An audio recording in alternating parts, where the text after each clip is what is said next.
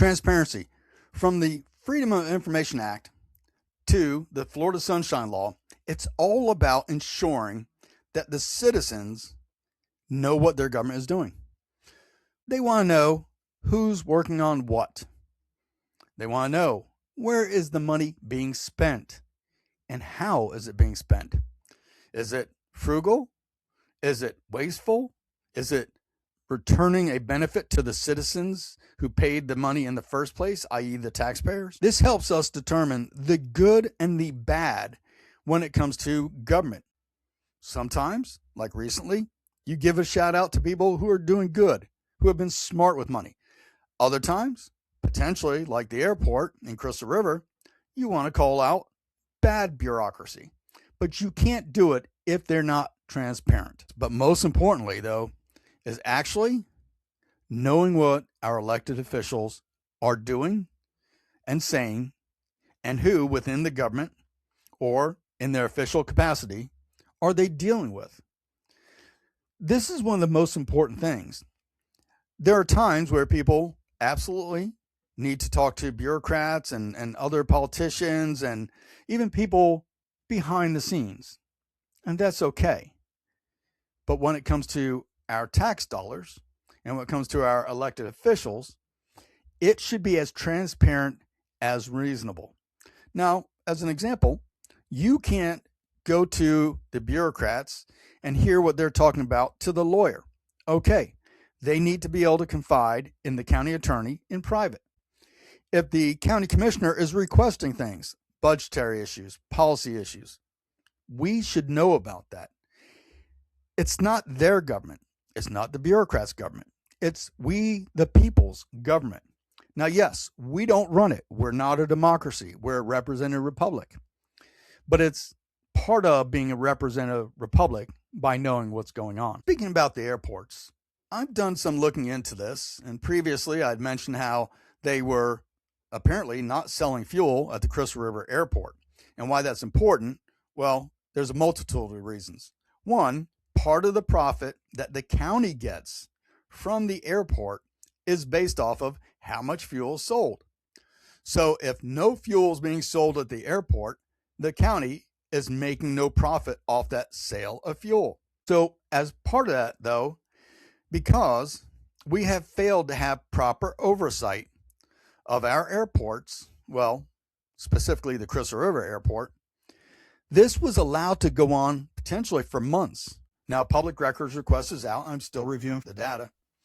But potentially, this was going on for months. And here's what I can tell you I know already.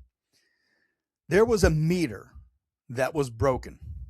Apparently, it took months to get this meter. Now, the sister airport likewise had an issue, and it cost about $3,400 to have a meter fixed, and they got it done in a timely manner.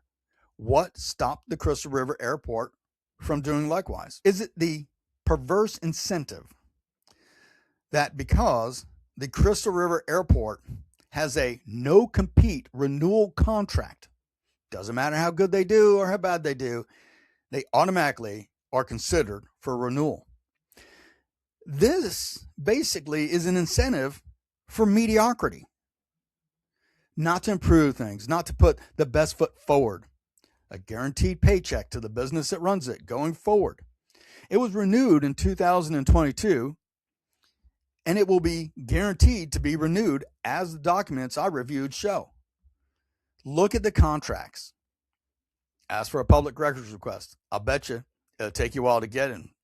But look at the contracts.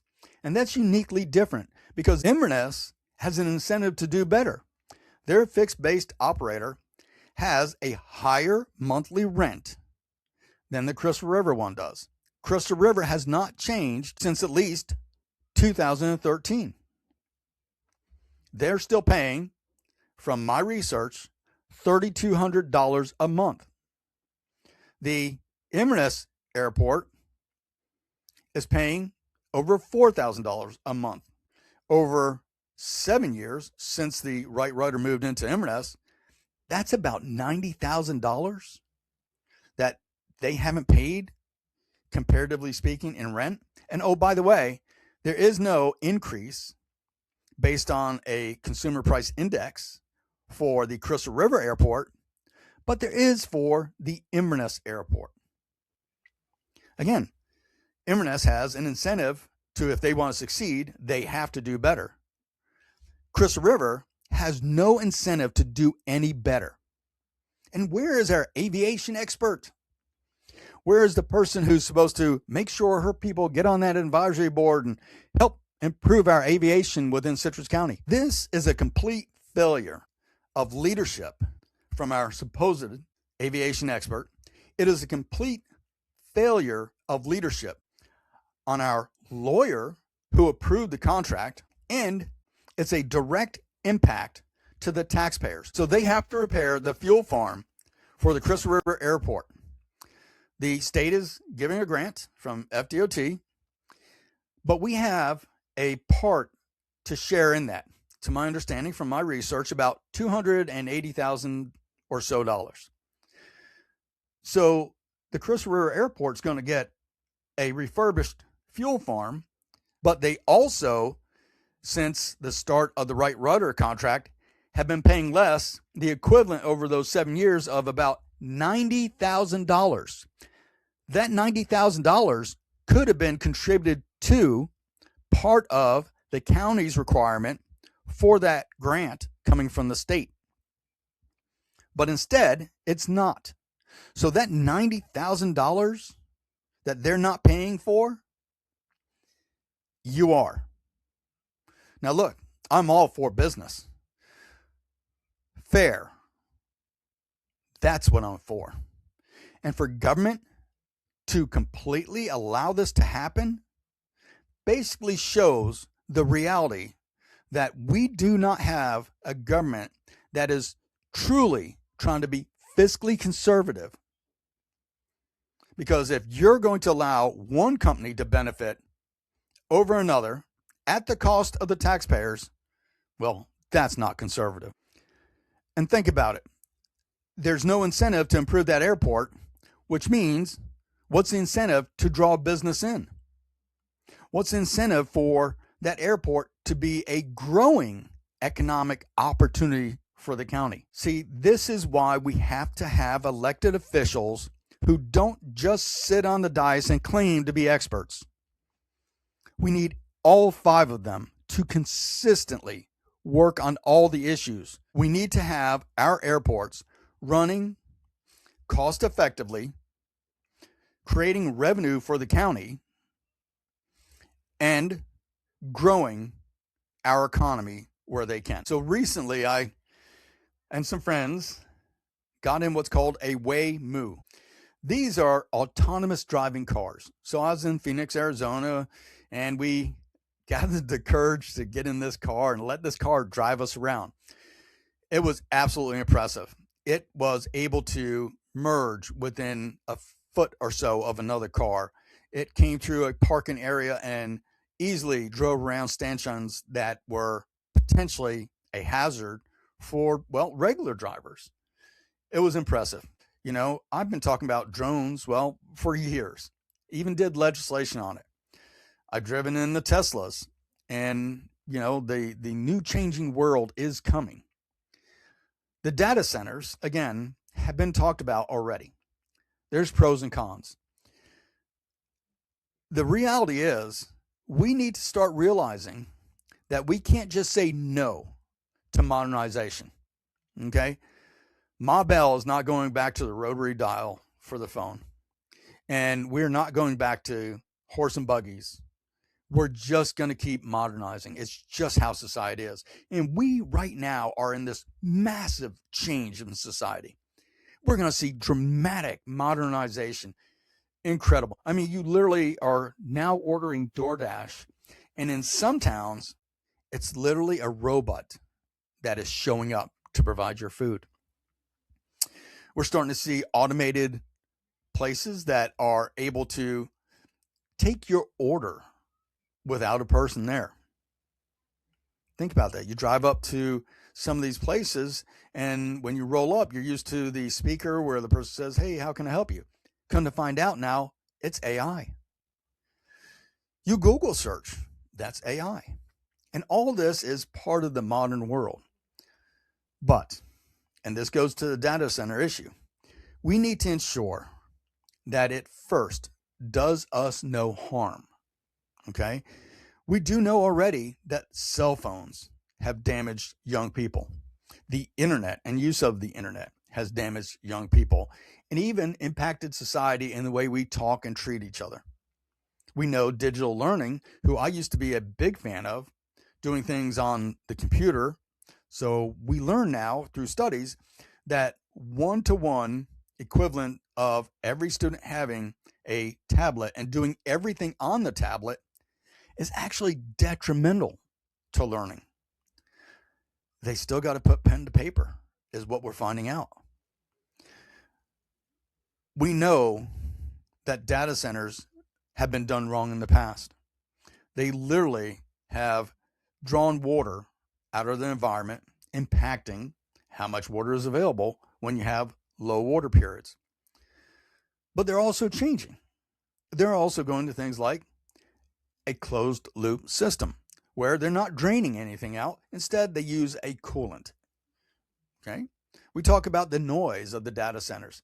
Well, these other data centers that have to use power from power generation stations, well, when there's not good peak energy available, they turn on generators. Well, now they're literally building nuke plants at some of these data centers. The reality is, the data centers are coming. If you watched a YouTube video, if you're watching this right now, if you sent a text message, if you Googled, if you went on Amazon, you're driving the need for a data center, whether you like it or not. So from self-driving cars to drones to data centers, if they are going to happen, the biggest thing that we should do is make sure, first, it does us no harm.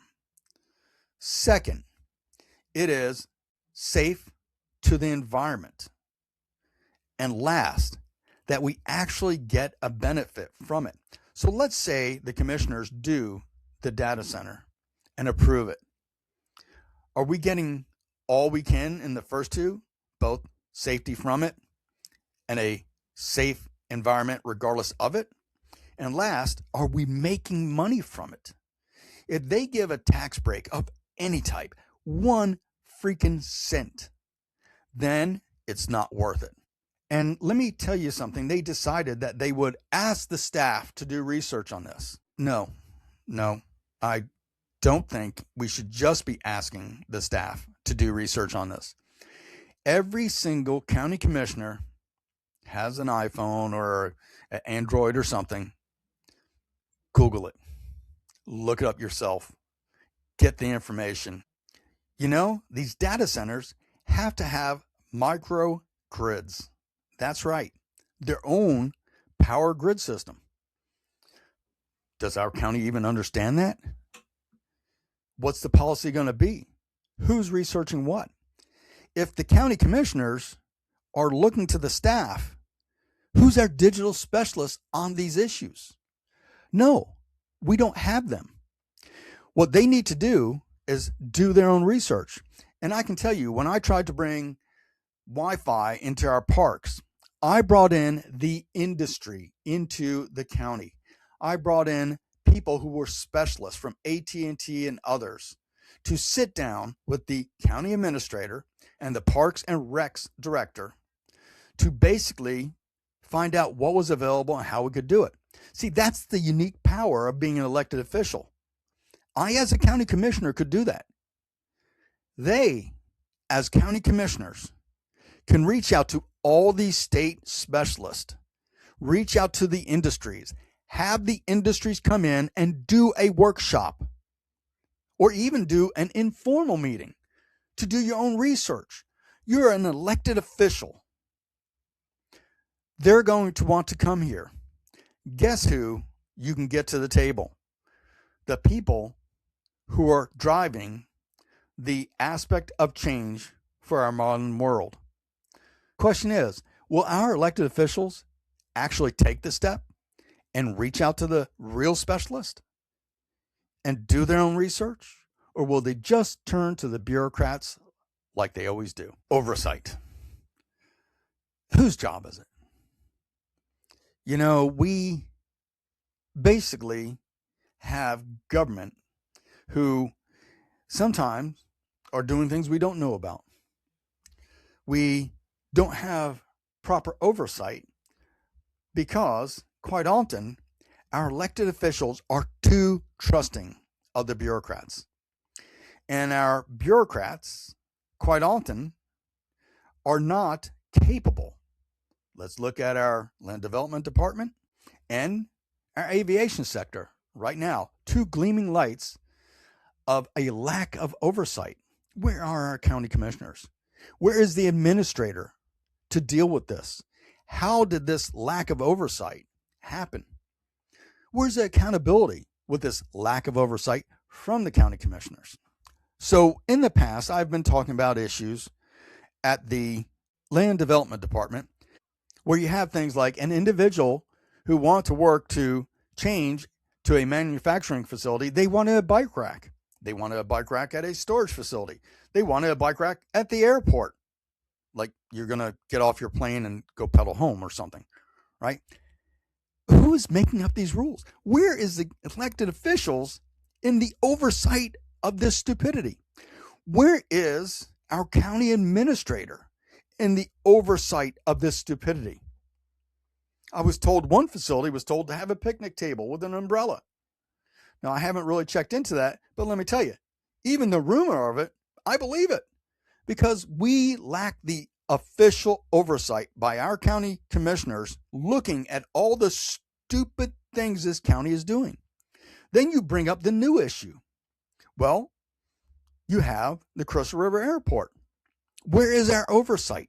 How did a fueling truck meter be left to be unserviceable for such a long time that they had to send planes to another airport? Where was our county commissioners? Where was our county administrator? Where were the people in charge of these departments who are supposed to be making these things function properly? Where is our oversight? But I'll tell you, in the past, it has quite often been left to citizens to raise issues, or sometimes even whistleblowers within the government. Good for them, and thank you for your help. But the reality is, it is actually hard to blame just the elected officials or the bureaucrats. Too often, a small handful of individuals are trying to provide oversight on the government. Too few people actually get involved. One, they're afraid that there's going to be repercussion from the government. I understand that. Two, they don't have time in their life. Let me tell you, that's the bigger one. But it is our job as citizens in this nation, in this state, and in this county to be the watchdog of government, to provide oversight. When we see something, we shouldn't just sit back and let it go. We should find avenues to provide that oversight. We should come out and be public, be open, question things. And quite often people say, well, you need to go talk to your county commissioner. I know I've said that myself. But quite often, county commissioners will look to the bureaucrat and say, hey, you need to look into this. Think about the guy who was talking about the carport being put in and the increase of cost because of stupid regulations that were out there. Think about the aspect of having to catch rain that, well, doesn't flood a yard, right? All these different things that have come before county commissioners who have looked at the county administrator. And what have we heard back? Where's been the reporting to the citizens? You could write an article and tell us, hey, this is what happened and this is the outcome of that situation. What changes have been made? Because I can tell you, ordinances have not been changed, and more than likely, administrative regulations have not been changed.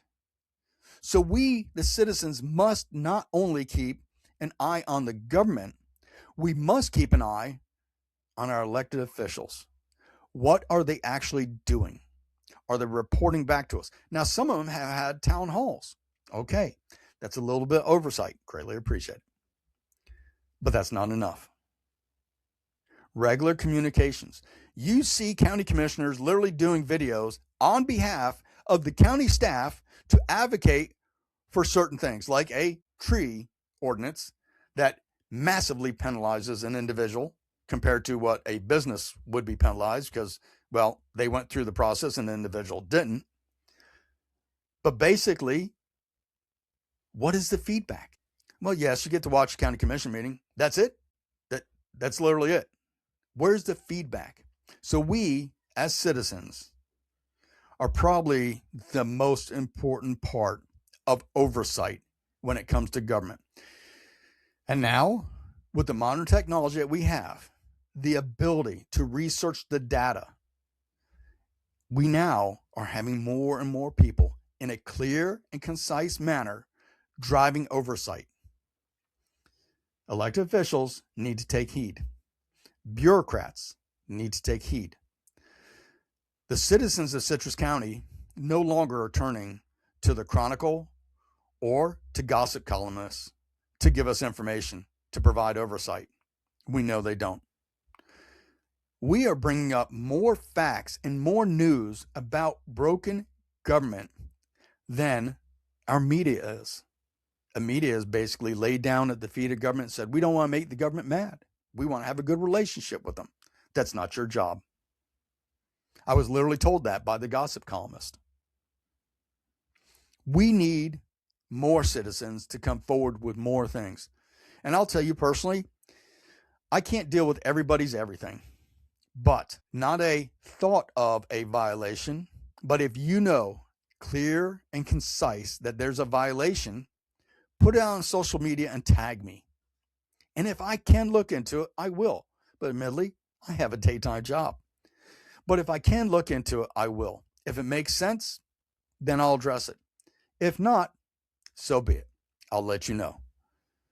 But we, the citizens, are tired of broken government. And we, the citizens, are now going to do more oversight of the elected officials, of the bureaucrats, in lieu of the traditional media, because they're not doing their job. You know, somebody asked me recently when I said I believe in a representative republic.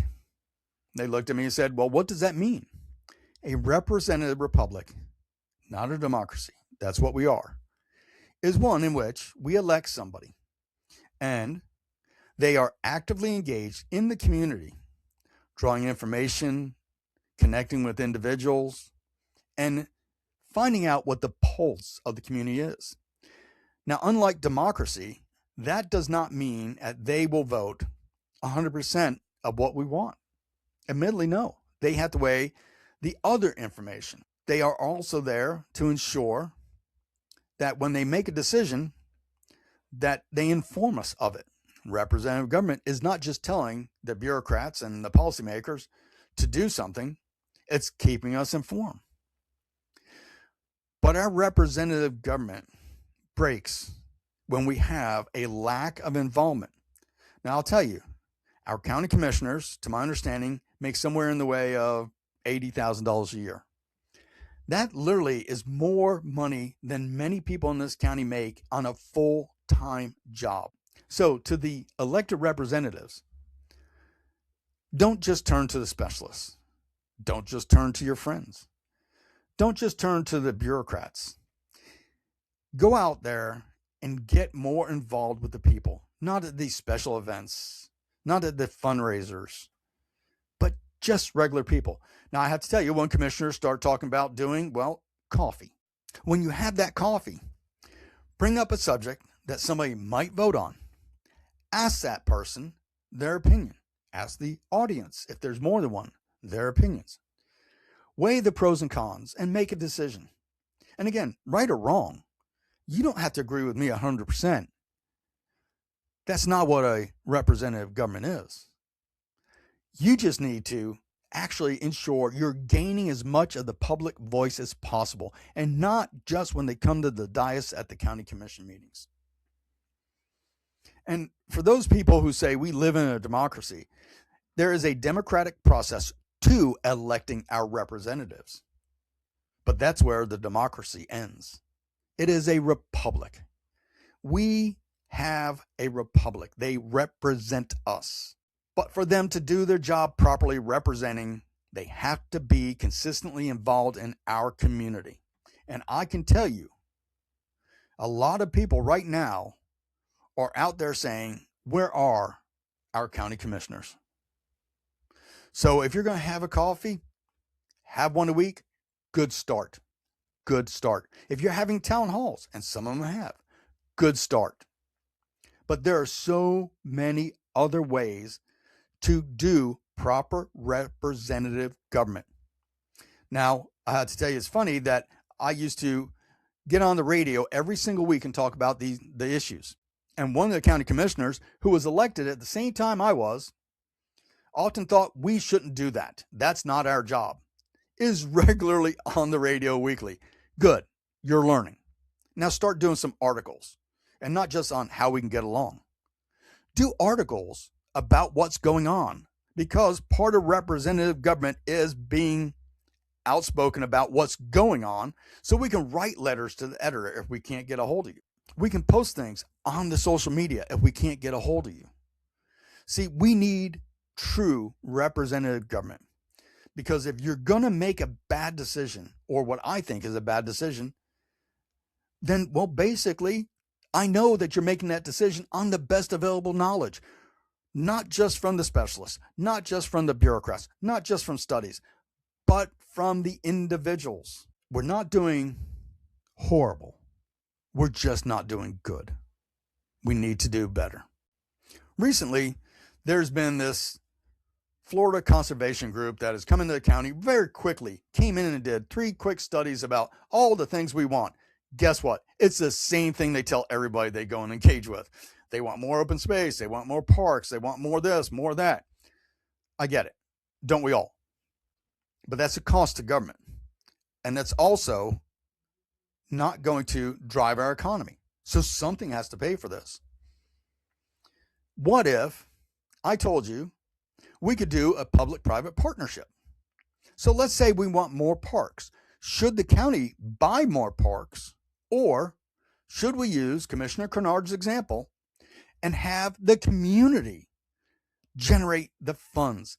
That's how it used to be done. When you wanted something done in the community during our founders' time, everybody came together, they raised funds, and they did it. If you want more parks in this community because you support environmental use of land for the community, then guess what? Maybe we should actually, instead of going to the general budget and putting money to the park, going to the community and raising money. And let me ask you, if you can raise money for one park, why can't you do it for the others? Do you know that I had actually at one point suggested that our libraries should partner with local businesses such as those who are making coffee in this county? And we're not talking Starbucks, and we're not talking Dunkin' Donuts. We're talking mom and pop businesses. Actually, those people who have more competition now because of Starbucks and Dunkin'. Why don't we do a public-private partnership, have areas in which people could have coffee before they go into the library? Now, when I was there, the county commissioners who were with me are like, oh, our staff isn't there to clean up coffee spills. Go outside of the Homosassa library area. Out front right there is a beautiful overhang area. You could literally have a coffee cart. Hell, you could have a hot dog cart. I don't care. That could do stuff right there. And then when you're done with your food, you go inside. You're done with your coffee, you go inside. Now we've helped a business potentially, but also we get money from that business by being there. That generates revenue instead of increasing taxes. But see, government thinks about public-private partnership when there's a special project. We have the Friends of the Library who are selling books that the library no longer needs to give to the library. So there's a partnership. Why don't we do it with business? And you say, well, government is not there to make money. Apparently it is. It's called tax dollars. And that's the thing. We need to start thinking differently in this county. We are cash strapped. We are struggling for money. We need more public private partnerships to help us compensate for the revenue we cannot generate. We need more, not less, in the way of the county working with the community to generate revenue to release the pressure on taxpayers.